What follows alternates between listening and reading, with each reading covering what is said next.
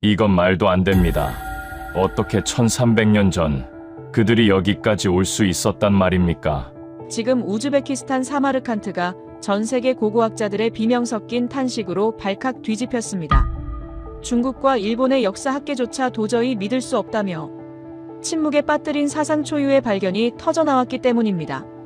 유네스코 세계문화유산의 중심, 아프로시아 박물관의 무너진 흙벽 뒤에서 발견된 미스터리한 두 남자의 형상.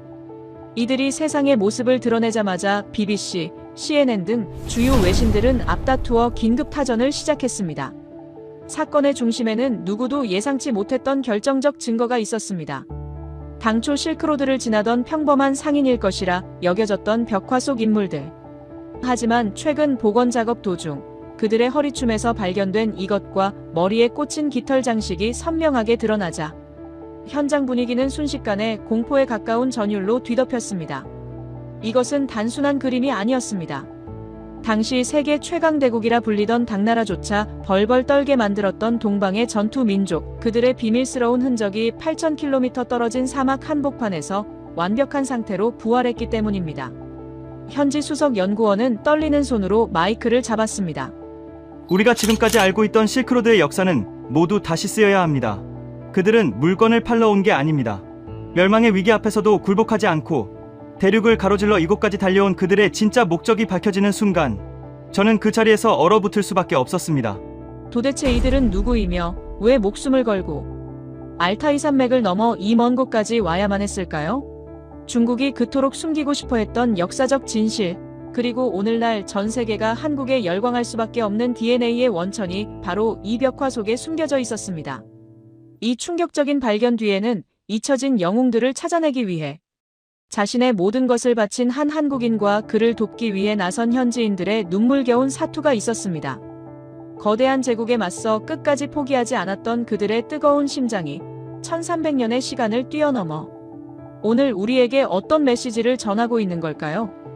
본격적인 이야기를 시작하기 전 여러분의 구독과 좋아요는 잊혀진 역사의 진실을 알리는 가장 강력한 힘이 됩니다.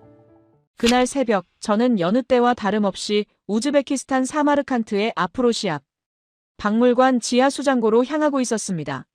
하지만 그날의 공기는 평소와 달랐습니다. 한국에서 급파된 연구팀이 도착했다는 소식을 듣고 서둘러 현장에 도착했을 때 저는 그들이 벽화 앞에서 흘리고 있는 뜨거운 눈물을 목격하게 되었습니다. 지금부터 들려드릴 이야기는 박물관의 낡은 벽 속에 갇혀있던 두 남자가 저에게 말을 걸어온 그 기적 같은 순간에 대한 기록입니다. 안녕하십니까? 저는 우즈베키스탄의 심장 사마르칸트에서 평생을 살아온 알리셔라고 합니다.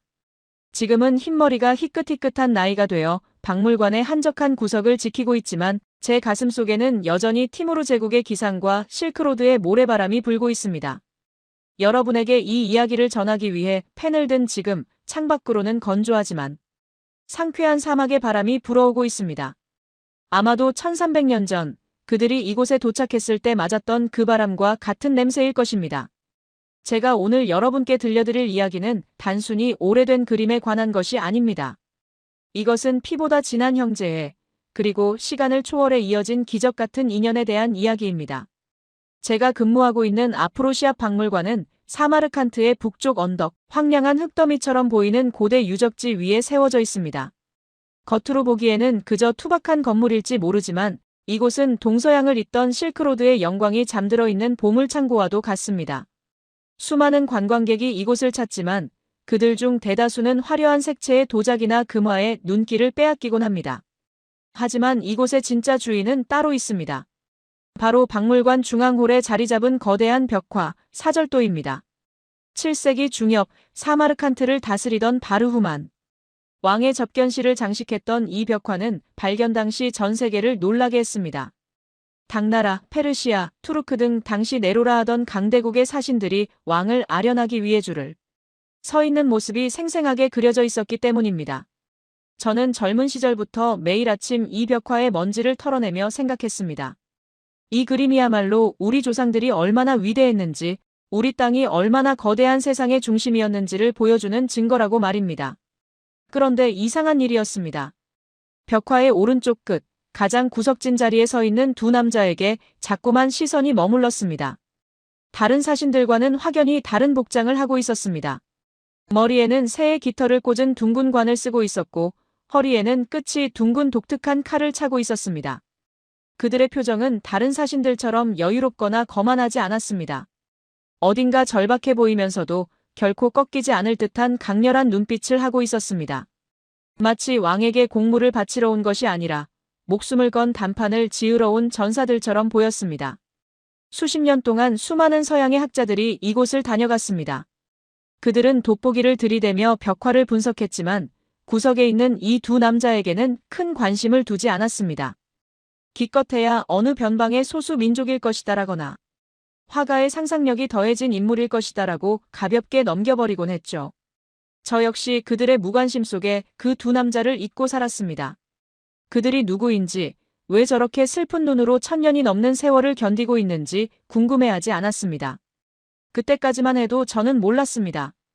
그 두 남자가 훗날 저의 인생을, 아니 우리 박물관과 우즈베키스탄의 자부심을 완전히 뒤바꿔 놓게 될 줄은 꿈에도 몰랐습니다. 변화의 바람은 몇 년 전 한국이라는 나라에서 찾아왔습니다. 어느 날 관장님께서 저를 부르시더니 들뜬 목소리로 말씀하셨습니다. 알리셔, 동방의 코레아에서 손님들이 온다네. 그들이 이 벽화를 복원하고 연구하고 싶다고 제안해왔어. 아주 정중하고 끈질기게 말이야. 솔직히 처음에는 반신반의했습니다. 이미 프랑스나 일본의 연구팀이 다녀간 적이 있었지만 그들은 자신들의 기술을 과시하거나 데이터를 수집해가는 데에만 급급했기 때문입니다. 한국팀도 별반 다르지 않을 것이라 생각했습니다. 그저 사진 몇 장 찍고 보고서나 한 권 내고 돌아가겠지 싶었습니다. 하지만 한국에서 온 연구진들이 박물관에 도착한 첫날, 저는 제 생각이 완전히 틀렸음을 깨달았습니다. 그들은 달랐습니다. 버스에서 내리는 순간부터 그들의 태도에는 설명하기 힘든 비장함이 서려 있었습니다. 보통의 연구팀이라면 짐을 풀고 휴식을 취하거나 박물관 관계자들과 인사를 나누며 웃고 떠들었을 겁니다. 하지만 한국팀을 이끄는 김 교수님과 연구원들은 짐을 내려놓기도 전에 벽화가 있는 전시실로 직행했습니다. 저는 그들의 뒤를 조용히 따랐습니다. 전시실에 들어선 그들은 벽화 앞에 섰습니다. 그리고 믿을 수 없는 장면이 펼쳐졌습니다. 웅성거림도 카메라 셔터 소리도 없었습니다.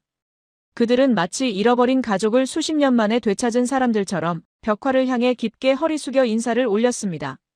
그 정적 속에서 느껴지는 무거운 침묵과 예의는 저를 압도했습니다. 그들은 단순히 유물을 보러 온 것이 아니라 선조들의 영혼을 만나러 온 사람들 같았습니다. 김 교수님은 떨리는 손으로 안경을 고쳤으며 벽화의 오른쪽 끝, 제가 늘 궁금해했던 그 두 남자에게 다가갔습니다.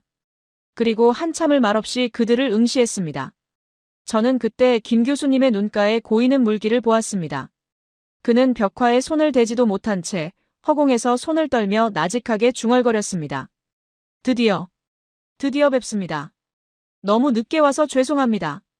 그 목소리에 담긴 깊은 회한과 그리움이 무엇을 의미하는지 그때 저는 알 수 없었습니다. 하지만 한 가지 확실한 것은 이들이 가진 열정이 여느 학자들의 지적, 호기심과는 차원이 다르다는 것이었습니다. 본격적인 조사가 시작되자 한국팀의 움직임은 더욱 놀라웠습니다. 그들은 자신들이 가져온 최첨단 장비들을 꺼냈습니다.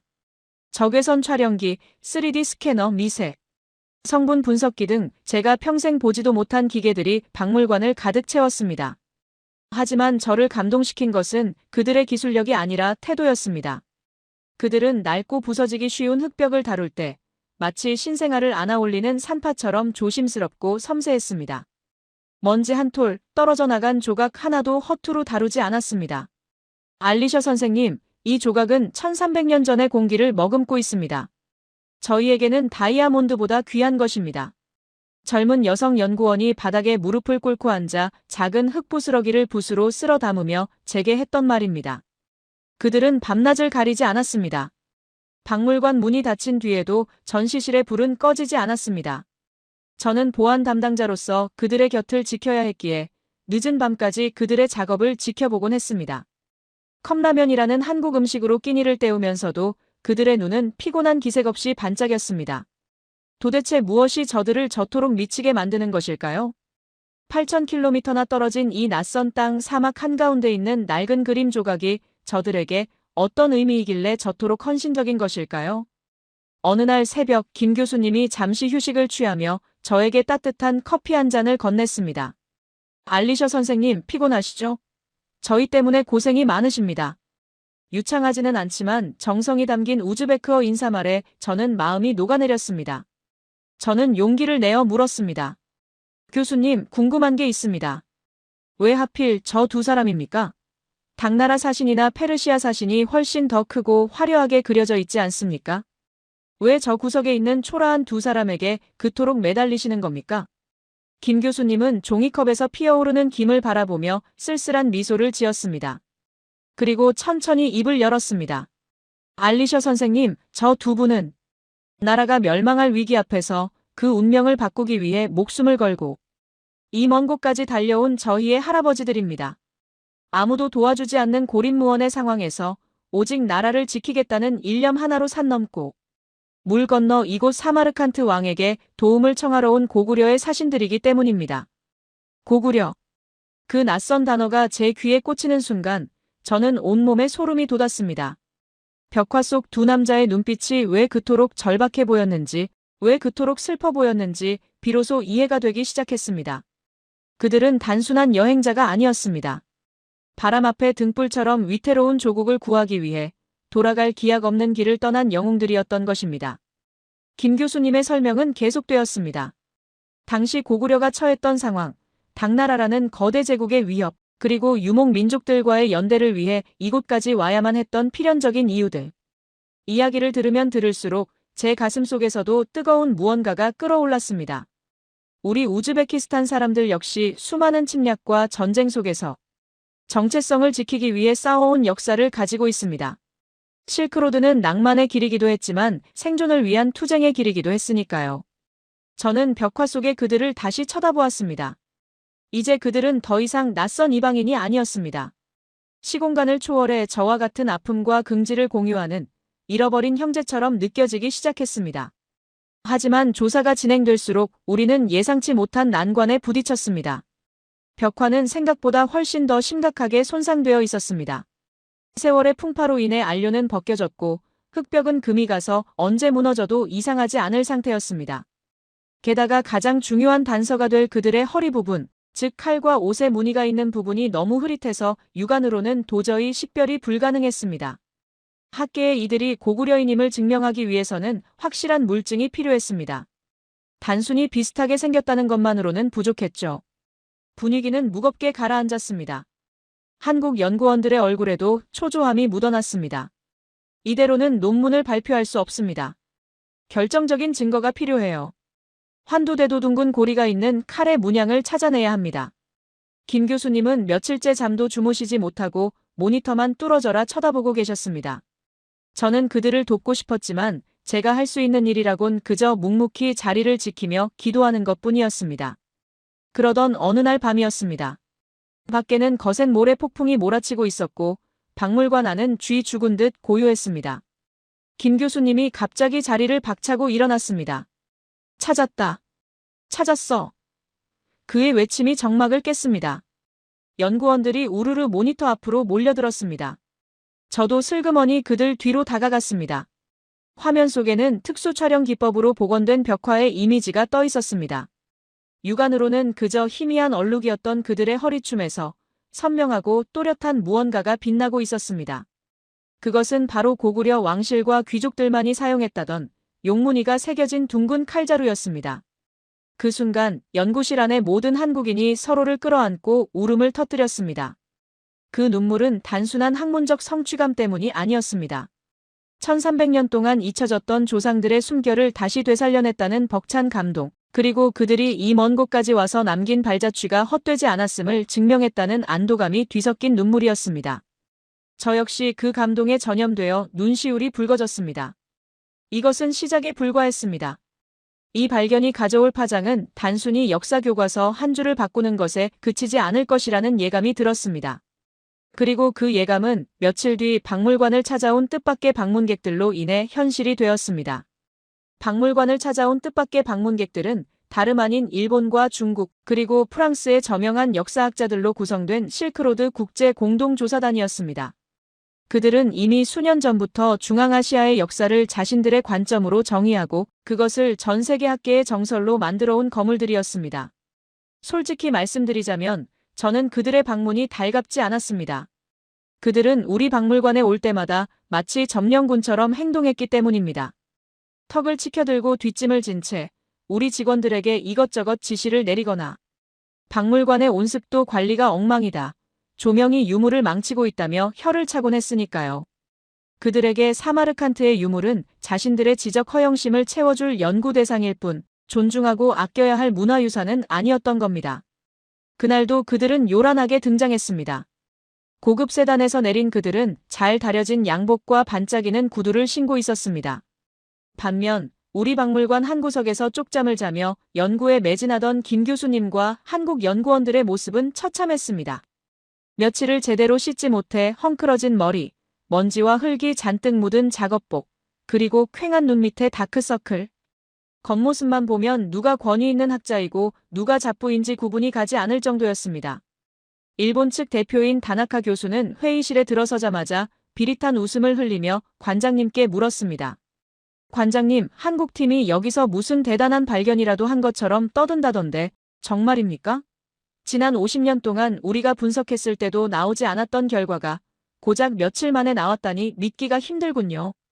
그의 말투에는 명백한 조소가 섞여 있었습니다. 옆에 있던 중국 측 학자 왕 교수 역시 거들었습니다. 맞습니다.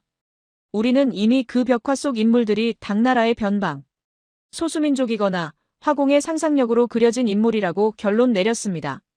굳이 무리하게 한국의 역사와 연결 지으려는 건 학문적 엄밀함보다는 민족주의적 욕심이 앞선 것 아닙니까? 그들의 노골적인 무시와 공격적인 언사에 제 얼굴이 다 화끈거렸습니다.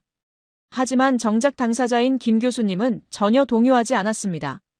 오히려 그들에게 따뜻한 녹차를 한 잔씩 권하며 정중하게 허리 숙여 인사했습니다. 먼 길 오시느라 고생 많으셨습니다. 학계에 존경받는 선배님들을 모시고 저희의 연구 결과를 발표하게 되어 영광입니다. 그 겸손하면서도 단단한 태도에 오히려 당황한 것은 상대방이었습니다. 김 교수님의 눈빛은 지쳐 보였지만 그 깊은 곳에는 흔들리지 않는 확신이라는 불꽃이 타오르고 있었습니다. 팽팽한 긴장감이 감도는 가운데 마침내 브리핑이 시작되었습니다. 박물관 회의실에 불이 꺼지고 대형 스크린에 불빛이 들어왔습니다. 김 교수님은 마이크를 잡고 차분하게 입을 열었습니다. 여러분의 의구심은 충분히 이해합니다. 육안으로 보기에 그 부분은 그저 훼손된 얼룩일 뿐이니까요. 하지만 현대과학은 인간의 눈이 보지 못하는 진실을 보여줍니다. 저희는 이번 연구를 위해 한국에서 독자 개발한 다중 분광 이미징 기술, 멀티 스펙트럴 이미징과 초정밀 3D 레이어링 기법을 도입했습니다. 생소한 용어에 상대방 학자들이 웅성거리기 시작했습니다. 김 교수님은 아랑곳하지 않고 화면을 넘겼습니다. 스크린에는 벽화의 오른쪽 끝, 문제의 두 남자가 확대되어 나타났습니다. 처음에는 우리가 늘 보던 흐릿한 형상이었습니다. 자, 지금부터 1300년의 때를 벗겨내겠습니다. 김 교수님의 신호와 함께 젊은 연구원이 키보드를 두드렸습니다. 그러자 화면 속 그림이 마치 양파 껍질이 벗겨지듯 층층이 분리되기 시작했습니다. 가장 겉면의 오염 물질층이 사라지자 그 아래 숨어있던 희미한 선들이 드러났고 더 칠해진 안료층을 디지털로 제거하자 화공이 처음 붓을 댔을 때의 밑그림 초본이 기적처럼 선명하게 떠올랐습니다.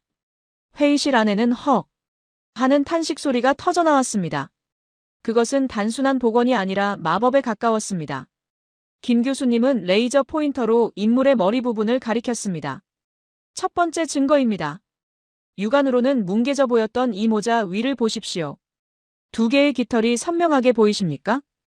이것은 고구려의 관료들이 신분을 나타내기 위해 썼던 조우관입니다. 중국의 역사서인 신당서나 구당서, 그리고 도낭 막고굴의 벽화 기록과도 정확히 일치하는 양식입니다. 당나라의 복식도, 중앙아시아 유목민의 복식도 아닌 오직 고구려인만이 가질 수 있는 독창적인 아이덴티티입니다. 다나카 교수의 얼굴이 굳어지기 시작했습니다. 그는 급히 자신의 안경을 고쳤으며 화면으로 몸을 기울였습니다. 하지만 김 교수님은 그에게 숨 쉴 틈을 주지 않았습니다. 이것은 시작에 불과합니다. 진짜 증거는 바로 여기 허리춤에 있습니다. 포인터가 아래로 내려갔습니다. 저희가 이 부분을 복원하기 위해 밤새 뜬 눈으로 모니터와 씨름했습니다.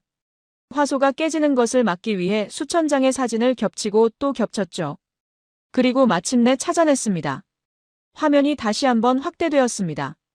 그러자 칠흑 같은 어둠 속에 묻혀있던 칼자루의 문양이 마치 조명을 받은 듯 환하게 빛나기 시작했습니다. 둥근 고리 안에 정교하게 새겨진 세잎의 인동초 무늬, 그리고 그 안에서 꿈틀거리는 용의 형상. 그것은 누가 봐도 명백한, 부정할 수 없는 실체였습니다. 환두대도입니다. 그것도 고구려 최상위 귀족이나 장군만이 찰 수 있었던 용무늬와 봉황무늬가 결합된 위세품입니다. 이 독특한 고리 장식과 칼집의 금동 장식 패턴은 당시 동아시아에서 오직 한반도 3국, 그 중에서도 고구려의 금속 공예 기술로만 구현 가능한 것입니다. 김 교수님의 목소리에 힘이 실렸습니다. 이 칼은 단순한 무기가 아닙니다. 왕의 권위를 대리한다는 증표입니다. 즉, 이들은 상인이 아니라 고구려 왕의 명을 받고 온 공식 외교 사절단이라는 뜻입니다. 결정적인 증거 앞에서 회의실은 찬물을 끼얹은 듯한 침묵에 잠겼습니다. 50년 동안 이름 없는 유목민이라 우겨왔던 자신들의 주장이 한국의 압도적인 기술력과 집요한 고증 앞에 산산조각이 나는 순간이었습니다. 일본 교수의 이마에는 식은땀이 송골송골 맺혔습니다. 그는 떨리는 손으로 손수건을 꺼내 이마를 닦으며 화면에서 눈을 떼지 못했습니다. 중국 학자 왕 교수 역시 입을 벌린 채 멍하니 스크린을 응시할 뿐 어떤 반박도 하지 못했습니다. 그들의 오만함이 무너져 내리는 소리가 제 귀에는 환청처럼 들리는 듯 했습니다. 하지만 김 교수님은 승리의 기쁨을 만끽하는 대신 더욱 엄숙한 표정으로 이야기를 이어갔습니다. 존경하는 학자 여러분, 이들이 이곳에 온 시기는 7세기 중엽, 대략 650년대입니다. 당시 고구려는 당나라의 수십만 대군과 맞서 싸우고 있었습니다. 나라는 풍전등화의 위기에 처해 있었죠. 그런데 왜 이들은 전장이 아닌 이곳 사마르칸트로 왔을까요? 화면에 지도가 띄워졌습니다. 평양성에서 사마르칸트까지 붉은색 실선이 험준한 산맥과 끝없는 사막을 가로지르고 있었습니다. 직선거리로만 8,000km가 넘습니다. 당시의 교통수단으로는 살아서 도착할 확률이 10%도 되지 않는 죽음의 여정입니다. 그럼에도 불구하고 그들이 이곳에 온 이유는 단 하나입니다. 당나라의 배후를 견제하기 위해 당시 당과 대립하던 이곳 사마르칸트의 바르후만 왕과 군사동맹을 맺기 위해서였습니다.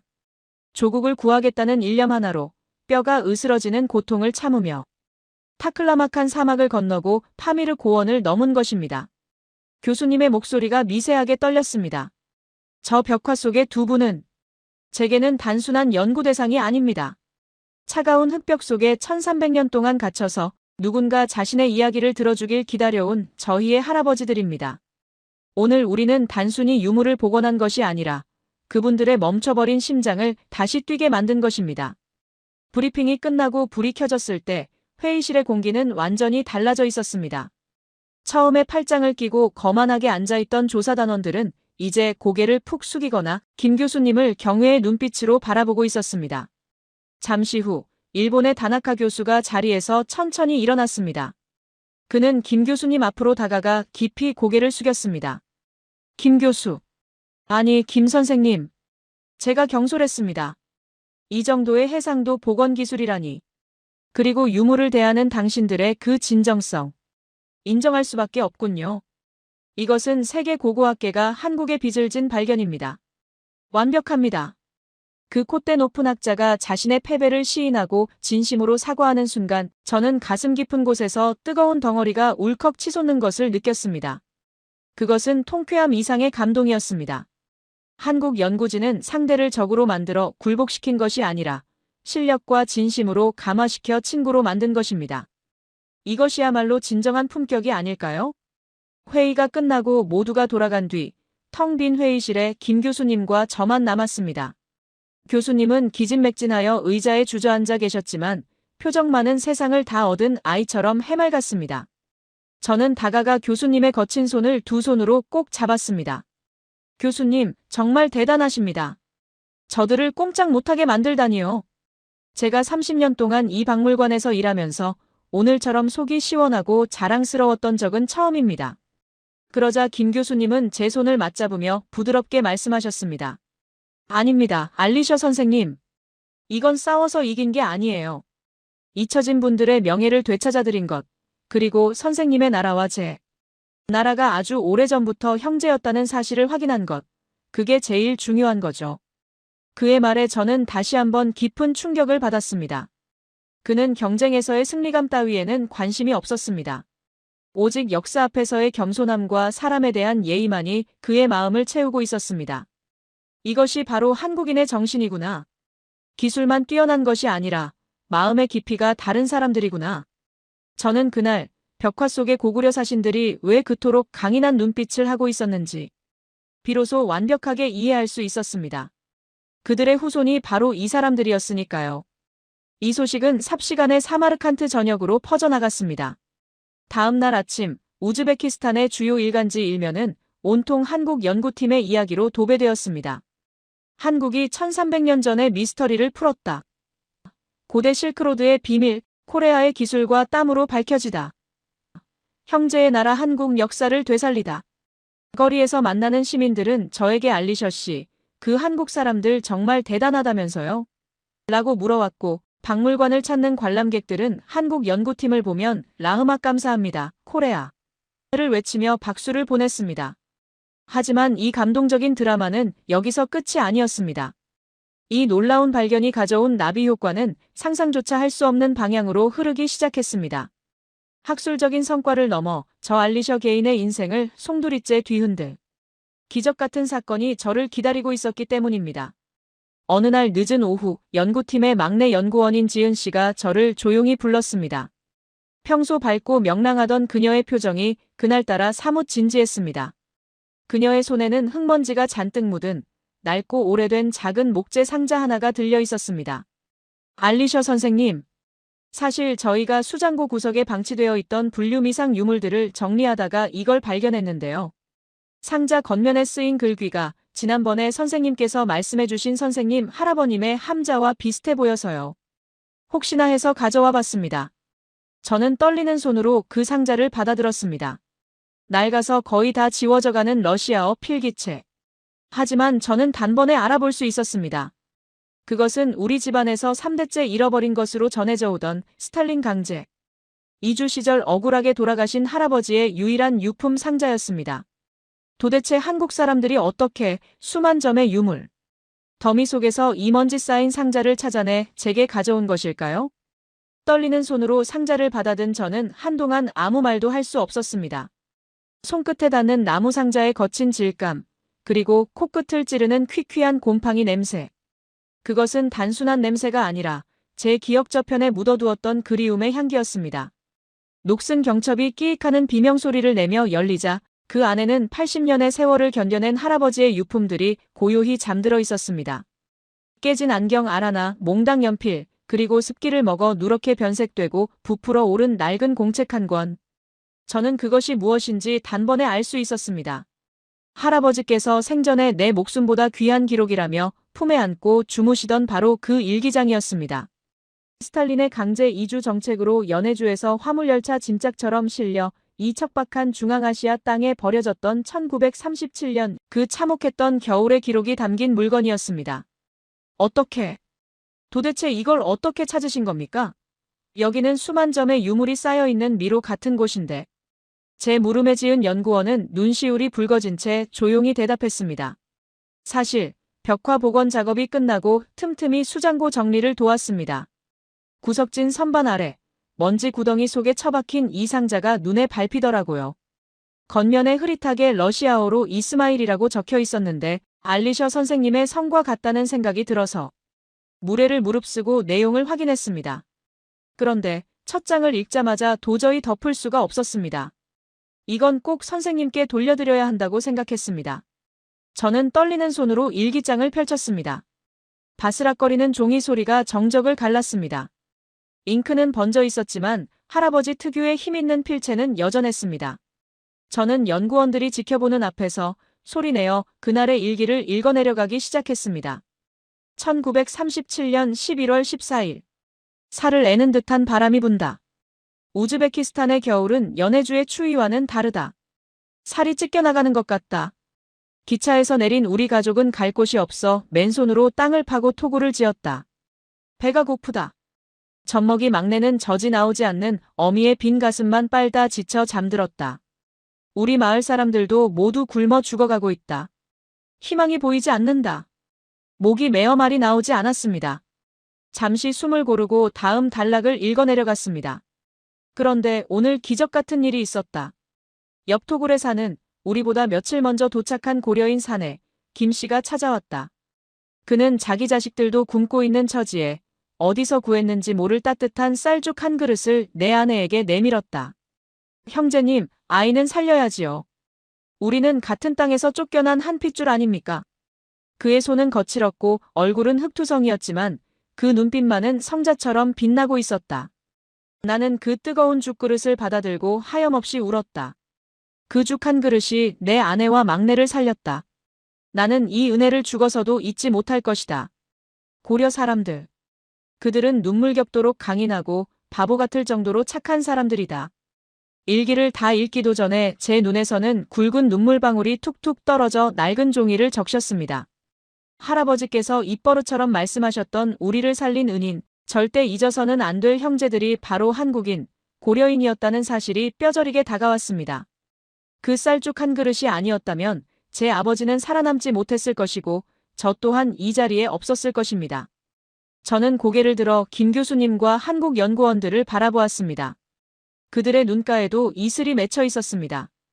김 교수님이 천천히 다가와 제 어깨를 감싸 안았습니다. 그의 손은 따뜻했습니다.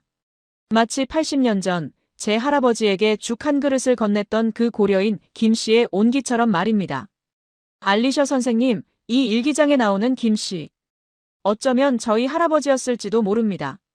아니, 당시 그곳에 계셨던 모든 고려인이 바로 김 씨였습니다. 나라를 잃고 쫓겨난 처지였지만 사람에 대한 예의와 정을 잃지 않았던 분들이죠. 선생님의 할아버님께서 저희 동포들을 따뜻하게 기억해 주셨기에 역사가 돌고 돌아 저희가 선생님을 만날 수 있었던 겁니다. 이 상자는 저희가 찾아드린 게 아닙니다. 80년 전 그분들이 맺은 인연이 1300년 전 고구려 사신의 기백과 만나 기적처럼 오늘 도착한 겁니다. 교수님의 말씀에 저는 결국 참았던 오열을 터뜨리고 말았습니다. 그 자리에서 무릎을 꿇고 교수님의 손을 잡았습니다. 고맙습니다. 정말 고맙습니다. 당신들은 단순히 그림을 복원하러 온 기술자가 아닙니다. 당신들은 우리 가문의 잃어버린 기억을 찾아주었고 제 가슴속에 맺혀있던 빚을 갚게 해주었습니다. 당신들은 우리 우즈베키스탄의 영원한 형제입니다. 좁고 어두운 수장고 안은 울음바다가 되었습니다. 지은 씨도 묵묵히 장비를 옮기던 남자 연구원들도 모두 서로를 부둥켜 안고 울었습니다. 그 순간 우리는 국적도 언어도 나이도 초월하여 하나가 되었습니다. 1300년 전 나라를 구하기 위해 이 땅을 밟았던 고구려 사신의 절박함과 80년 전 생존을 위해 서로를 보듬었던 유랑민들의 애환이 시공간을 넘어 하나의 거대한 정으로 승화되는 순간이었습니다. 이 감동적인 사연은 입에서 입으로 전해져 박물관 담장을 넘어갔습니다. 다음 날 아침 우즈베키스탄의 주요 방송국 카메라들이 박물관으로 몰려들었습니다. 처음에는 고구려 벽화의 학술적 가치를 취재하러 왔던 기자들은 알리셔 가문의 사연과 한국 연구팀의 진정성 있는 태도에 더 큰 충격을 받았습니다. 뉴스의 헤드라인은 바뀌었습니다. 8,000km를 날아와 80년 된 빚을 갚은 한국인들. 차가운 유물 속에서 찾아낸 뜨거운 휴머니즘. 한국 기술로 역사를 복원하고 마음으로 상처를 치유하다. 반응은 폭발적이었습니다. 사마르칸트 시민들은 자발적으로 박물관 앞에 모여들었습니다. 그들의 손에는 꽃다발과 갓 구운 빵론, 그리고 직접 농사지은 멜론과 포도가 들려 있었습니다. 한국 연구팀에게 전해주세요. 우리 할아버지를 살려줘서 고맙다고요. 한국은 먼 나라가 아닙니다. 우리의 이웃입니다. 시민들은 한국 연구원들이 지나갈 때마다 가슴에 손을 얹고 라흐막 감사합니다. 코레아를 외쳤습니다. SNS에서는 한국에 대한 찬사가 쏟아졌고 K-휴머니즘이라는 신조어까지 등장할 정도였습니다. 이 소식은 마침내 우즈베키스탄 대통령궁에까지 전해졌습니다. 대통령은 긴급 성명을 통해 이것은 단순한 고고학적 발견이 아니다. 양국의 피로 맺어진 형제애를 확인한 역사적 사건이다. 국가 차원에서 최고의 예우를 갖추라고 지시했습니다. 그리하여 사마르칸트 아프로시아 박물관 앞 광장에서는 전례 없는 규모의 성대한 기념식이 열리게 되었습니다. 행사 당일 광장은 발 디딜 틈 없이 인산인해를 이루었습니다. 우즈베키스탄 정부의 고위 관료들, 10여 개국의 외교 사절단, 그리고 수천 명의 시민이 운집했습니다. 펄럭이는 우즈베키스탄 국기와 태극기 사이로 사막의 바람이 불어왔습니다. 1300년 전 그들이 맞았던 그 바람이었습니다. 단상 위에는 복원된 벽화의 대형 사진이 걸려 있었고 그 앞에는 김 교수님과 연구원들이 주인공으로 서 있었습니다. 그리고 그 옆에는 자랑스럽게도 할아버지의 낡은 상자를 품에 안은 제가 서 있었습니다. 김 교수님이 연단에 올랐습니다. 수천 개의 눈동자가 그를 향했습니다. 그는 준비해온 원고를 잠시 내려놓고 관중석을 천천히 둘러보며 진심을 담아 말하기 시작했습니다. 존경하는 사마르칸트 시민 여러분, 그리고 우즈베키스탄 국민 여러분. 저희는 오늘 위대한 발견을 했다고 자부하지 않습니다. 저희가 찾아낸 것은 벽화 속의 그림이 아닙니다. 1300년 전 조국이 멸망할 위기 앞에서도 포기하지 않고 이 먼 땅까지 달려와 도움을 청했던 고구려 사신들의 불굴의 용기입니다. 그리고 80년 전 아무것도 가진 것 없는 척박한 땅에서 굶주린 이웃에게 자신의 마지막 식량을 나눠주었던 우리 할아버지들의 따뜻한 사랑입니다. 통역사의 목소리가 광장에 울려 퍼지자 곳곳에서 훌쩍이는 소리가 들려왔습니다. 역사는 과거에 머물러 있는 것이 아닙니다. 친구가 어려울 때 기꺼이 문을 열어주었던 사마르칸트의 바르후만 왕처럼, 그리고 춥고 배고픈 고려인 유랑민들에게 따뜻한 곁을 내어주었던 우즈베크인들처럼 우리는 1400년을 이어온 영원한 친구이자 형제입니다. 오늘 이 자리가 두 나라의 우정이 더욱 단단해지는 계기가 되기를 소망합니다. 김 교수님의 연설이 끝나자마자 광장이 떠나갈 듯한 함성과 기립박수가 쏟아졌습니다. 사람들은 눈물을 흘리며 태극기를 흔들었고 저 역시 가슴이 터질 듯한 벅찬 감동에 휩싸였습니다. 한국이라는 나라는 도대체 어떤 저력을 가졌기에 이토록 사람의 마음을 깊이 울리는 것일까요? 최첨단 기술력, 화려한 문화. 그 모든 것 위에 사람을 향한 진심이 있다는 것을 저는 뼈저리게 느꼈습니다. 행사가 절정에 달하고 기념사진 촬영이 시작되려던 찰나였습니다. 갑자기 귀빈석 맨 앞줄에서 웅성거리는 소리가 들리더니 한 노신사가 경호원들의 제지마저 뿌리치고 단상을 향해 돌진해왔습니다. 그의 옷차림은 허름한 전통 의상이었지만 백발이 성성한 머리카락 아래로 보이는 눈빛만은 형형하게 빛나고 있었습니다. 잠깐! 멈추시오. 내 이야기를 들어야 하오. 행사장은 순식간에 술렁거렸습니다. 경호원들이 그를 끌어내려 하자 김 교수님은 손을 들어 제지하며 그에게 다가갔습니다. 어르신, 무슨 일이십니까? 하실 말씀이 있으신가요? 노신사는 거친 숨을 몰아쉬며 떨리는 손으로 품 안 깊숙한 곳에서 무언가를 꺼내 들었습니다. 그것은 붉은색 비단 헝겊에 겹겹이 쌓인 물건이었습니다. 나는 사마르칸트 외곽의 작은 마을에서 온 대장장이요. 우리 집안에는 대대로 내려오는 절대 팔아서는 안 되는 가보가 하나 있소. 조상님들의 유언에 따르면 1000년도 더 된 아주 먼 옛날. 동쪽 끝에서 온 새 깃털 모자를 쓴 귀한 손님이 왕을 아련하고 돌아가는 길에 자신들의 무기를 수리해준 대가로 주고 간 물건이라 했소. 나는 평생 이것이 무엇인지도 모르고 지켜만 왔는데 오늘 저 벽화 사진을 보고 심장이 멎는 줄 알았소. 그는 비단을 풀어 헤쳤습니다. 그러자 햇살을 받아 번쩍이는 금속 물체가 드러났습니다. 그 순간 김 교수님의 입에서 헉 하는 외마디 비명이 터져나왔습니다. 단상 위에 있던 모든 연구원이 경악하여 입을 다물지 못했습니다. 그것은 그림이나 사진이 아니었습니다. 벽화 속 고구려 사신이 허리에 차고 있던 그 환두대도, 그 칼의 끝부분에 달려있던 용무늬 금동 고리 장식의 실물이었습니다. 아니, 더 정확히 말하자면 벽화 속의 것과 완벽하게 일치하는 고구려 왕실 공방에서 제작된 국보급 진품이 1300년의 시간을 건너 우리 눈앞에 나타난 것입니다. 이럴 수가. 이건 단순한 유물이 아닙니다.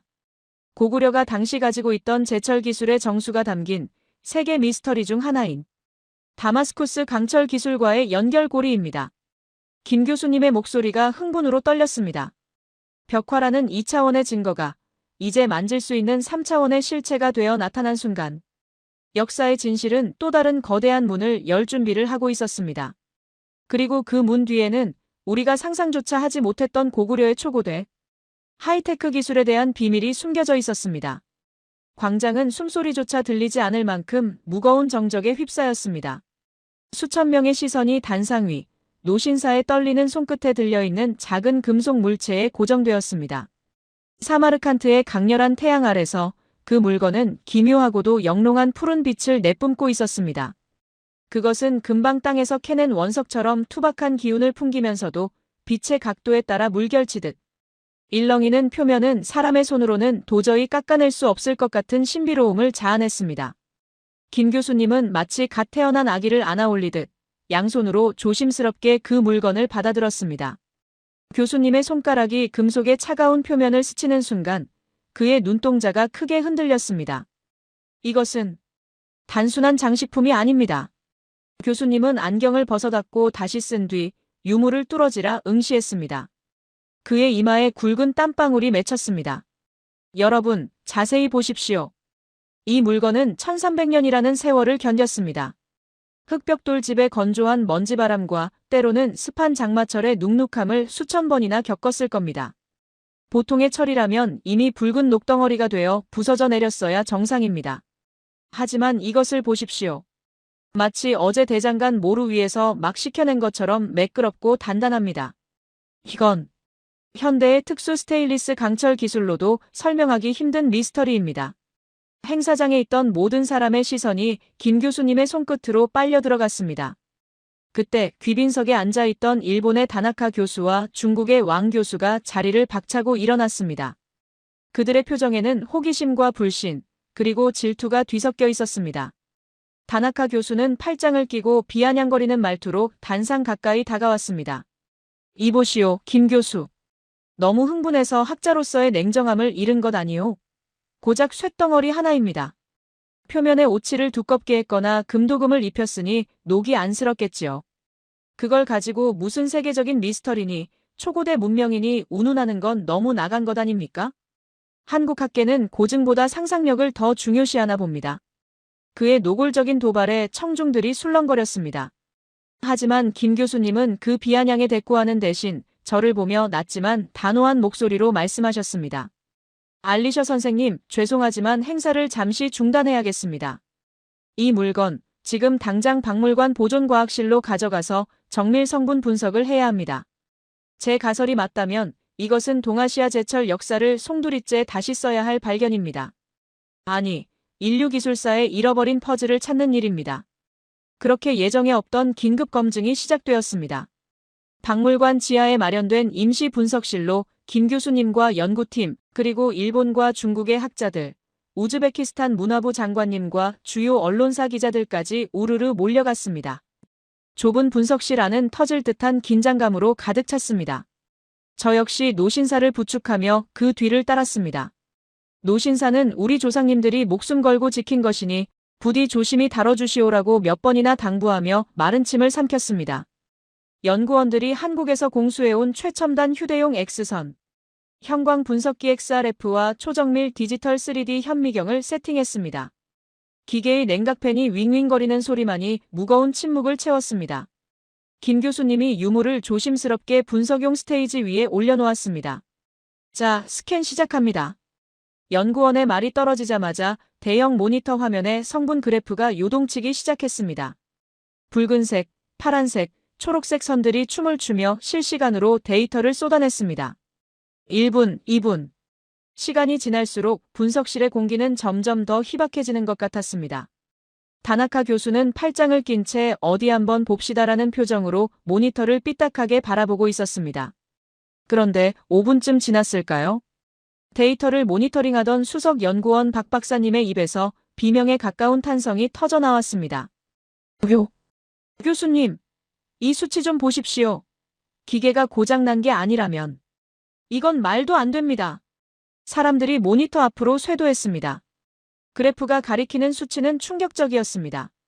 김 교수님이 떨리는 목소리로 데이터를 하나하나 읽어내려갔습니다. 철의 순도가 99.8%? 7세기에 이런 순도가 가능하다고? 잠깐, 여기 미세하게 검출되는 이 피크들은 뭐지? 교수님의 눈이 커졌습니다. 티타늄, 그리고 텅스텐? 세상에. 이건 자연 상태의 철광석 불순물이 아닙니다. 인위적으로 배합된 합금입니다. 1500도 이상의 초고온 융해로에서 불순물을 완벽하게 걸러내고 현대의 특수강 제조법과 유사한 방식으로 강도와 내식성을 높이기 위해 의도적으로 희귀금속을 첨가했다는 뜻입니다. 그 말을 들은 일본 다나카 교수의 얼굴이 백지장처럼 하얗게 질렸습니다. 그는 믿을 수 없다는 듯 뒷걸음질 쳤습니다. 그럴 리가 없어. 7세기에? 7세기에 티타늄 합금이라니. 티타늄을 녹이려면 1600도가 넘는 열이 필요한데 당시 기술로 그게 가능할 리가 없지 않소. 그건 산업혁명 이후에나 가능한 기술이야. 기계 오작동이 분명해.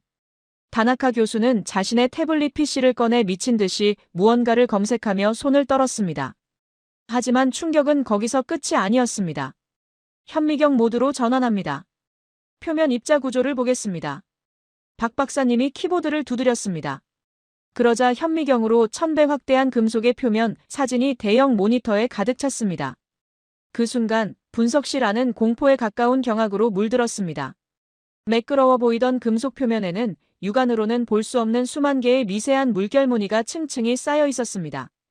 그것은 마치 살아있는 생물체의 조직처럼 치밀하고 아름다웠습니다. 접쇠, 패턴 웰딩. 그것도 단순한 접쇠가 아닙니다. 김 교수님이 몽유병 환자처럼 중얼거렸습니다. 철을 두드리고 접고 다시 두드리고 접기를 수만 번 반복해서 강철의 밀도를 극한까지 끌어올리는 기술. 흔히 중동의 다마스쿠스 강철이나 일본도의 전유물로 알려져 있지만 이 유물은 그보다 훨씬 앞선 시기의 것입니다. 게다가 이 무늬를 보십시오. 단순한 물결이 아니라 미세한 입자 하나하나가 마치 용의 비늘처럼 서로 맞물려 엉켜 있습니다. 중국 왕 교수가 털썩 주저앉으며 신음했습니다. 이것이었군. 당나라 태종이 안시성 싸움에서 패배하고 돌아가며 남겼던 기록. 고구려의 화살은 쇠를 뚫고 그들의 갑옷은 창을 튕겨낸다던 그 말이 과장이 아니었어. 그는 망연자실한 표정으로 화면을 응시했습니다. 자신들이 오랑캐라 비하했던 동방의 작은 나라가 사실은 자신들보다 수백 년이나 앞선 하이테크 소재, 공학기술을 보유하고 있었다는 사실을 눈앞의 데이터가 냉정하게 증명하고 있었기 때문입니다. 고구려 고분 벽화 속 철갑 기병계 마무사들이 그토록 강력했던 이유가 단순히 용맹해서가 아니라 당시로서는 외계 문명 수준에 가까운 압도적 장비빨이었음이 밝혀진 것입니다. 김 교수님은 흥분을 가라앉히고 여전히 어리둥절해하는 노신사를 향해 돌아섰습니다. 어르신, 대개 조상님들은 단순히 칼자루 하나를 선물 받으신 게 아닙니다. 당시 고구려가 가진 최고의 국가 기밀, 즉 나라를 지키는 최첨단 기술의 정수를 선물 받으신 겁니다. 아마도 사신의 망가진 무기를 수리해주면서 보여준 어르신 조상님의 대장장이 실력을 인정하고 우리는 적이 아닌 친구라는 의미로 자신들의 기술이 집약된 이 보물을 주고 간 것 같습니다. 노신사의 눈에서 굵은 눈물이 주르륵 흘러내렸습니다. 아, 우리 할아버지가 술 취해 하시던 말씀이 헛소리가 아니었어. 동쪽에서 온 전사들은 쇠를 떡 주무르듯 했다. 그들은 마법사였다던 그 말씀이 그때였습니다. 분석을 계속하던 박 박사님이 또다시 다급하게 소리쳤습니다. 교수님, 여기 칼자루 끝 장식 안쪽에 아주 미세한 틈새가 있습니다. 그리고 그 안에 글자가 새겨져 있습니다. 좁쌀보다 작아서 육안으로는 안 보였는데 현미경으로 보니 선명합니다. 분석실은 다시 한번 술렁거렸습니다. 1300년 동안 누구에게도 읽히지 않았던 비밀 메시지. 김 교수님은 숨을 죽이고 모니터를 확대했습니다. 금속의 가장 깊숙한 안쪽, 정교하게 음각된 한자들이 드러났습니다. 위국 헌신 군신 불망아. 나라를 위해 몸을 바치니 임금과 신하는 그대를 잊지 않으리라. 그리고 그 옆에 조금 다른 필체로 거칠게 덧붙여진 한 줄의 문장. 생환귀국 대작일배야. 반드시 살아서 돌아가 이 땅의 벗과 함께 술잔을 기울이리라. 교수님이 그 글귀를 해석하는 순간 분석실 안의 모든 사람은 침묵했습니다. 일본 학자도 중국 학자도 우즈베키스탄 장관도 고개를 숙였습니다. 그것은 단순한 외교적 수사가 아니었습니다. 첫 번째 문장은 왕이 사신에게 내린 비정한 명령이자 믿음이었고, 두 번째 문장은 임무를 완수하고 반드시 살아서 돌아가겠다는 사신의 피 끓는 다짐, 그리고 자신들을 도와준 이 낯선 땅의 대장장이 친구에게 남긴 재회의 약속이었습니다. 그들은 살고 싶었던 겁니다. 김 교수님의 목소리가 물기에 젖어 갈라졌습니다. 나라가 망해가는 그 절망적인 상황에서도 동료들이 하나둘 쓰러져가는 그 험난한 여정 속에서도 반드시 살아서 고향으로 돌아가겠다는 희망을 품고 이곳 사마르칸트의 친구에게 다시 오겠다는 슬픈 약속을 남긴 겁니다. 비록 그 약속은 역사의 소용돌이 속에서 지켜지지 못했지만 1300년이 지난 오늘 우리가 그 약속을 대신 지키러 온 것입니다. 그 순간 구석에 서 있던 일본 다나카 교수가 조용히 안경을 벗어 테이블 위에 올려놓았습니다. 그리고 김 교수님을 향해 90도로 허리를 굽혀 깊숙이 고개를 숙였습니다. 김 선생. 아니, 김 박사님. 제가 졌습니다. 완벽하게 졌습니다. 기술력뿐만 아니라 역사 앞에 서는 그 겸허한 자세에서도 제가 부끄럽습니다. 이 유물은 한국이 자랑스러워해야 할 인류의 위대한 유산입니다. 제 무례를 용서해 주십시오. 그 콧대 높은 학자의 목소리는 떨리고 있었습니다. 더 이상의 비아냥도 오만함도 없었습니다. 오직 압도적인 진실과 휴머니즘 앞에서의 겸허한 존경만이 남아 있었습니다. 중국 왕 교수 역시 김 교수님에게 다가와 말없이 악수를 청했습니다. 검증이 끝나고 우리는 다시 광장으로 나갔습니다. 밖에서 초조하게 기다리던 수천 명의 시민과 기자들은 우리의 표정을 보고 이미 결과를 직감한 듯 했습니다. 김 교수님이 마이크를 잡고 상기된 얼굴로 외쳤습니다. 우즈베키스탄 국민 여러분, 이 유물은 진짜입니다. 그리고 이것은 고구려가 당시 세계 최고의 기술을 가진 나라였음을, 그리고 우리 두 나라의 우정이 저 강철보다 단단했음을 증명하는 증거입니다. 그 말이 떨어지기가 무섭게 광장은 열광의 도가니로 변했습니다. 우라만세, 코레아. 함성이 사마르칸트의 하늘을 뒤덮었습니다. 저는 그 광경을 보며 온몸의 전율을 느꼈습니다. 그런데 이 기적 같은 드라마의 정점은 그날 밤 호텔에서 일어났습니다. 모든 행사가 끝나고 지친 몸을 이끌고 숙소로 돌아온 김 교수님에게 한국으로부터 긴급한 국제 전화가 걸려왔습니다. 발신자는 다름 아닌 한국 최고의 철강 기업 피제철의 회장 비서실이었습니다. 김 교수님, 뉴스 보고 연락드립니다. 지금 저희 기술연구소가 발칵 뒤집혔습니다. 교수님이 밝혀내신 그 티타늄, 텅스텐 미세 합금 비율. 그게 지금 저희가 수조 원을 들여 10년째 개발하고 있는 차세대 초고장력 특수강 기술의 마지막 난제와 정확히 일치한다는 보고가 들어왔습니다. 1300년 전 조상님들이 이미 그 해답을 알고 계셨던 것 같습니다. 저희가 당장 전용기를 띄워 연구진을 파견하겠습니다. 이건 단순한 고고학적 발견이 아닙니다. 대한민국 철강 산업의 미래가 달린 문제입니다. 저는 옆에서 그 통화 내용을 듣고 소름이 끼쳐 팔뚝의 털이 곤두섰습니다. 과거의 유산인 줄만 알았던 낡은 벽화와 작은 쇳덩어리가 현재 대한민국의 최첨단 산업과 직결되어 있다는 사실. 조상님들이 남긴 유산이 1000년의 시간을 뛰어넘어 후손들을 먹여 살릴 기술적 단서를 제공하고 있다는 사실이 믿기지 않았습니다. 김 교수님은 전화를 끊고 멍하니 창밖의 밤하늘을 올려다보았습니다. 사마르칸트의 밤하늘에는 별들이 쏟아질 듯 빛나고 있었습니다. 알리셔 선생님, 보이십니까? 저 별들이 마치 1300년 전 그분들의 눈빛 같습니다. 그분들은 알고 계셨을까요? 자신들이 남긴 이 작은 칼자루 하나가 먼 훗날 위기에 처한 후손들에게 이렇게 큰 선물이 될 줄을요. 저는 아무 말 없이 고개를 끄덕였습니다. 사마르칸트의 바람이 다시 불어왔습니다. 하지만 이번 바람은 더 이상 쓸쓸하지 않았습니다. 그것은 역사의 숨결이자 미래를 향한 따뜻한 축복처럼 느껴졌습니다. 이제 이 거대한 이야기의 마지막 페이지를 장식할 가장 아름답고도 가슴 벅찬 피날레가 우리를 기다리고 있었습니다. 다음 날 아침 사마르칸트의 고요한 새벽 공기를 가르며 거대한 엔진음이 울려 퍼졌습니다. 사마르칸트 국제공항 활주로에 낯선 로고가 선명하게 찍힌 최신형 전용기 한 대가 미끄러지듯 착륙했습니다. 비행기의 문이 열리고 양복 대신 짙은 남색의 현장 작업복을 입은 한 무리의 사람들이 비장한 표정으로 타랩을 내려왔습니다. 그들은 한국 경제의 심장이자 세계 철강 산업을 선도하는 P기업의 최정예 기술 연구진들이었습니다. 그들의 손에는 7영화에서나 볼 법한 특수 금속 탐지 장비와 분석용 케이스들이 들려 있었습니다. 흡사 특수부대의 작전 투입을 방불케 하는 그들의 등장에 공항 직원들도 숨을 죽이고 지켜보았습니다. 고고학자와 공학자, 과거를 캐는 사람들과 미래를 만드는 사람들. 전혀 어울릴 것 같지 않은 이 두 그룹의 만남은 그 자체로 역사의 한 페이지가 될 초현실적인 풍경이었습니다.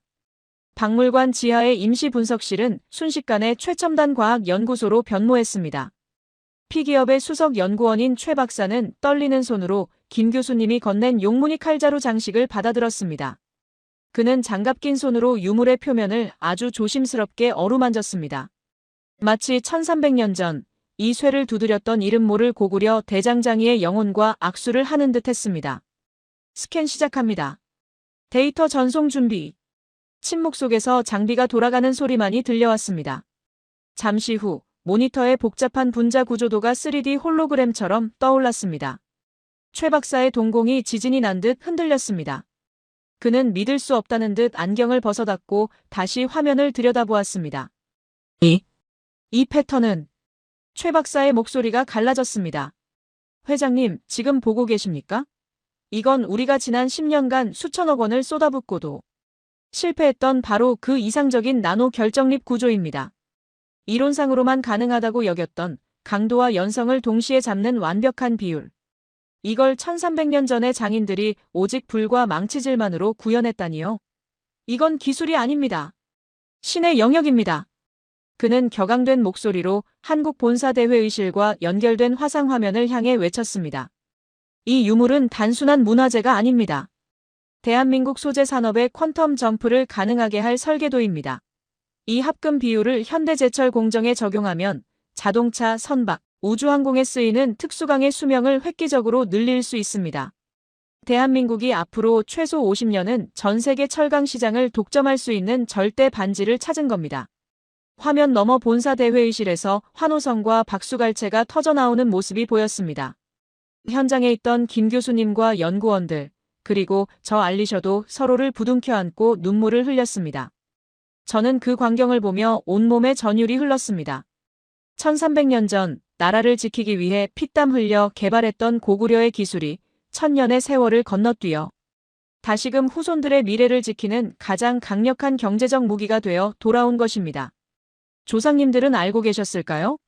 당신들이 멸망의 위기 속에서 간절한 마음으로 두드렸던 그 작은 쇠붙이 하나가 먼 훗날 당신들의 후손을 세계 최고의 기술 강국으로 이끄는 등불이 될 줄을 말입니다. 이것은 우연이 아니었습니다.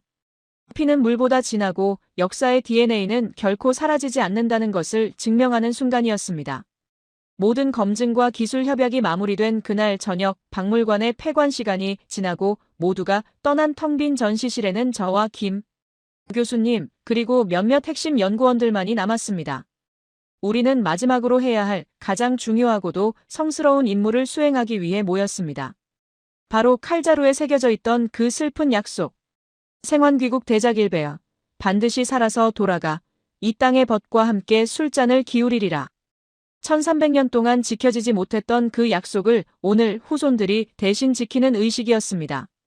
전시실의 조명이 모두 꺼지고 벽화를 비추는 은은한 핀 조명 하나만이 켜졌습니다. 창밖으로는 사마르칸트의 붉은 노을이 사막의 모래바람과 섞여 장엄하게 깔리고 있었습니다. 김 교수님은 한국에서 소중하게 챙겨온 전통 소주 한 병과 하얀 종이컵 2개를 꺼냈습니다. 그리고 벽화 속 깃털 모자를 쓴 두 사신의 그림 앞에 정갈하게 상을 차렸습니다. 할아버지들, 너무 늦게 왔습니다. 죄송합니다. 정적을 깨고 소주가 컵에 따르지는 청아한 소리가 울려 퍼졌습니다. 또르르륵. 그 소리는 마치 1300년을 참아왔던 조상님들의 눈물이 흐르는 소리 같기도 했고 막힌 가슴이 뚫리는 시원한 빗소리 같기도 했습니다. 한 잔은 벽화 속 사신들 앞에 그리고 다른 한 잔은 제 할아버지 이스마일의 유품 상자 앞에 놓였습니다. 김 교수님은 무릎을 꿇고 엎드려 바닥에 이마를 대고 한동안 일어나지 않았습니다. 그의 등은 흐느낌으로 들썩이고 있었습니다. 비록 당신들은 살아서 그토록 그리워하던 고구려 땅을 밟지 못하셨지만 보십시오. 이제 당신들의 자랑스러운 후손들이 이곳에 왔습니다. 그리고 당신들이 목숨 걸고 구했던 친구의 후손이 우리 곁에 있습니다. 당신들의 희생과 헌신 덕분에 우리 대한민국은 이제 누구도 함부로 넘볼 수 없는 강하고 당당한 나라가 되었습니다. 그러니 이제 그 무거운 짐일랑 다 내려놓으시고 부디 편히 쉬십시오. 저와 연구원들도 교수님의 뒤를 따라 큰 절을 올렸습니다. 차가운 박물관 바닥에 이마를 대고 있자니 왠지 모르게 바닥에서부터 따뜻한 온기가 올라오는 것만 같았습니다. 그것은 단순히 기분 탓이 아니었을 겁니다. 벽화 속의 두 사신이 1300년 만에 고향의 술 냄새를 맡고 빙그레 웃으며 우리의 어깨를 토닥여주는 것 같은 느낌. 그리고 80년 전 척박한 땅에서 서로를 살렸던 제 할아버지와 고려인들이 흐뭇하게 우리를 내려다보는 느낌. 그것은 한이 풀리고 묵은 빚이 갚아지는 거대한 화해와 치유의 순간이었습니다. 절을 마치고 일어선 김 교수님의 눈가는 젖어 있었지만 그 표정은 10년 묵은 체증이 내려간 듯 그 어느 때보다 홀가분하고 평온해 보였습니다. 그는 제 두 손을 꽉 잡으며 말했습니다. 알리셔 선생님, 저희는 이제 돌아갑니다. 하지만 저희가 떠나도 이분들은 외롭지 않으실 겁니다. 선생님이 계시니까요. 이 벽화와 유물은 이제 한국의 보물만이 아닙니다. 우즈베키스탄이 지켜낸 세계의 보물입니다. 부디 잘 부탁드립니다. 저는 교수님의 거친 손을 두 손으로 감싸 쥐며 제 심장에 손을 얹고 대답했습니다. 걱정 마십시오. 제 목숨이 붙어 있는 한, 그리고 제 자식들의 자식들까지 대를 이어 이분들을 지킬 겁니다. 한국은 이제 저에게 남의 나라가 아닙니다. 내 형제의 나라, 내 아버지를 살려준 은인의 나라입니다. 우리는 피를 나누지 않았지만 그보다 더 진한 역사를 나눈 형제입니다. 다음 날 한국 연구팀은 떠났습니다. 그들이 탄 비행기가 사마르칸트의 푸른 하늘 속으로 사라질 때까지 저는 손을 흔들고 또 흔들었습니다. 그들이 떠난 자리는 컸지만 결코 허전하지 않았습니다. 그들이 남기고 간 것은 단순한 연구 결과가 아니었기 때문입니다. 그들은 우리에게 자부심과 사랑을 심어주고 갔습니다. 그로부터 몇 달 후 사마르칸트에는 놀라운 변화가 일어났습니다. 한국 정부와 피기업의 전폭적인 지원으로 낡았던 박물관의 리모델링 공사가 시작되었고 박물관으로 이어지는 울퉁불퉁했던 비포장도로는 매끄러운 아스팔트로 포장되었습니다. 사마르칸트 시에서는 이 길의 이름을 공식적으로 서울, 사마르칸트 우정의 길, 서울 사마르칸트 프렌드십 로드로 명명했습니다. 그리고 박물관 입구에는 자랑스러운 태극기와 우즈베키스탄 국기가 나란히 개양되어 바람이 불 때마다 서로 엉키며 춤을 추게 되었습니다. 더욱 감동적인 것은 한국 측의 간곡한 요청과 지원으로 박물관 정원 한가운데에 아름다운 추모비가 세워졌다는 사실입니다. 제 할아버지를 비롯한 1937년 강제 이주 고려인들 그리고 7세기 고구려 사신들을 함께 기리는 비석이었습니다. 비석의 앞면에는 한국어와 우즈베크어로 이렇게 새겨졌습니다. 고난의 역사 속에서도 빵 한 조각을 나누며 서로의 생명을 지켰던 고구려와 우즈베크의 위대한 우정을 영원히 기억하며 저는 지금도 매일 아침 출근하면 가장 먼저 벽화가 있는 전시실로 향합니다. 그리고 예전처럼 무심코 지나치는 것이 아니라 이제는 가장 친한 친구에게 하듯 환하게 웃으며 인사를 건넵니다. 살롬 안녕하세요 형님들. 어제는 한국에서 온 학생들이 다녀갔습니다. 형님들을 보고 어찌나 자랑스러워하던지 제가 다 어깨가 으쓱했습니다. 오늘 하루도 대한민국이 그리고 우리 우즈베키스탄이 평안하도록 지켜주십시오. 가끔 박물관을 찾는 한국인 관광객들을 봅니다. 그들은 벽화 앞에서 하염없이 눈물을 흘리기도 하고 가슴 벅차하며 태극기를 꺼내 사진을 찍기도 합니다. 그들의 젖은 눈동자를 볼 때마다 저는 생각합니다. 대한민국이 전쟁의 폐허를 딛고 일어나 저렇게 위대하고 강한 나라가 된 것은 결코 우연이 아니라고요.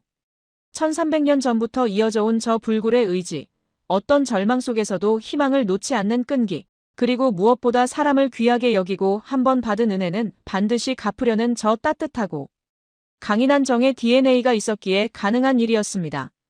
저 알리셔는 이제 흰머리가 가득한 노인이 되어 은퇴를 앞두고 있습니다. 하지만 저는 눈을 감는 그 순간까지 이곳을 찾는 모든 사람에게 이 기적 같은 이야기를 전할 것입니다. 8,000km 떨어진 동방의 작은 나라가 어떻게 세계를 놀라게 했는지, 그리고 그들이 어떻게 진심 하나로 우리 우즈베키스탄 사람들의 마음을 훔쳐갔는지 말입니다. 바다 건너 한국에 계신 여러분, 제 목소리가 들리십니까? 여러분은 정말 대단한 영웅들의 후손입니다. 부디 그 자부심을 잃지 마십시오. 여러분의 혈관 속에는 강철보다 강하고 꽃보다 아름다운 전설의 피가 흐르고 있으니까요. 사마르칸트의 바람에 실려보낸 제 이야기는 여기까지입니다. 부디 건강하십시오. 나의 영원한 형제, 나의 친구, 위대한 대한민국이여. 시청자 여러분, 오늘 사마르칸트에서 전해진 1300년의 대서사시 어떻게 보셨습니까? 아마 지금쯤 가슴 한편이 묵직해지고 눈시울이 뜨거워지셨을 거라 생각합니다. 우리는 오늘 이 긴 이야기를 통해 단순히 재미있는 옛날 이야기 하나를 들은 것이 아닙니다. 우리는 3가지 위대한 진실을 확인했습니다. 첫째, 우리 민족의 기술적 저력입니다. 1300년 전 세계 그 어느 나라도 흉내낼 수 없었던 티타늄 합금 기술과 나노 패턴 공법. 우리 조상들은 단순히 칼을 잘 쓰는 전사가 아니라 시대를 앞서간 최고의 과학자이자 엔지니어였습니다. 오늘날 대한민국이 반도체, 철강, 조선 분야에서 세계 1위를 달리는 것은 결코 우연이 아닙니다. 그 혁신의 DNA가 아주 오래전부터 우리 핏줄 속에 흐르고 있었음을 이 작은 칼자루 하나가 증명해 주었습니다. 둘째, 시련에 굴하지 않는 불굴의 의지입니다. 나라가 멸망해가는 절체절명의 순간에도 포기하지 않고 8000km 죽음의 길을 떠났던 고구려 사신들. 그리고 1937년 낯선 땅에 버려져서도 서로를 보듬으며 살아남은 고려인들. 우리 역사는 침략과 순환의 역사가 아닙니다. 그 어떤 절망 속에서도 기어이 희망을 찾아내고야 마는 극복과 승리의 역사입니다. 셋째, 사람을 향한 따뜻한 인류애입니다. 기술이나 무력보다 더 강한 것은 결국 사람의 마음이었습니다. 사마르칸트의 왕과 대장장이가 고구려 사신에게 보여준 우정, 그리고 우즈베크인들이 고려인에게 건넨 빵 한 조각. 우리가 베푼 은혜는 반드시 돌아오고 우리가 나눈 정은 1000년이 지나도 사라지지 않는다는 것을 알리셔 할아버지의 눈물이 보여주었습니다. 이것이야말로 K컬처가 전 세계를 매료시키는 진짜 힘, 정의 원천일 것입니다. 지금 거울을 한번 보십시오. 그리고 당신의 손을 한번 바라보십시오. 그 속에 1300년 전 대륙을 호령하던 철갑, 기병의 기백과 세계 최고의 기술을 만들어낸 장인의 섬세함이 고스란히 살아 숨쉬고 있습니다. 여러분 한 분 한 분이 바로 그 위대한 역사의 증거이자 자랑스러운 주인공입니다. 오늘 이 영상이 여러분의 가슴 속에 잠들어 있던 자부심을 깨우는 계기가 되었기를 바랍니다. 나는 자랑스러운 대한민국의 후손이다. 지금 이 순간 가슴이 벅차오르신다면 좋아요를 눌러주세요. 여러분의 좋아요는 잊혀진 영웅들을 세상 밖으로 불러내는 나팔소리가 됩니다. 아직 밝혀지지 않은 우리 조상들의 위대한 발자취를 끝까지 함께 찾고 싶으시다면 구독과 알림 설정을 부탁드립니다. 여러분이 구독 버튼을 누르는 순간 역사를 지키는 든든한 지원군이 되어주시는 겁니다. 그리고 댓글로 남겨주세요. 1300년 만에 고향 소식을 들은 고구려 사신들에게, 그리고 80년 전 고난을 이겨낸 우리 할아버지, 할머니들에게 전하고 싶은 따뜻한 한마디를 적어주세요. 고생하셨습니다. 감사합니다. 우리가 잊지 않겠습니다. 여러분의 댓글 하나하나가 모여 역사의 빈 페이지를 채우는 아름다운 기록이 될 것입니다. 저는 내일도 전 세계 곳곳에 숨겨진 대한민국의 보석 같은 이야기, 가슴 뜨거운 감동 사연을 찾아 다시 돌아오겠습니다. 역사를 잊지 않는 민족에게 미래는 언제나 밝습니다. 시청해주셔서 감사합니다.